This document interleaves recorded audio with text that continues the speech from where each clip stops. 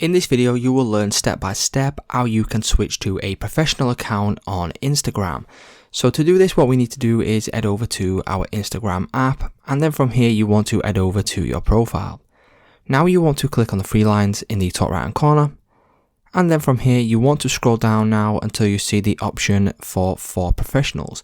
Under here you will now see an option for account type and tools. Select this option, and here is where you will now need to click on switch to professional account. Once we click on this, you can click on next, and then all you simply need to do is go through the setup process.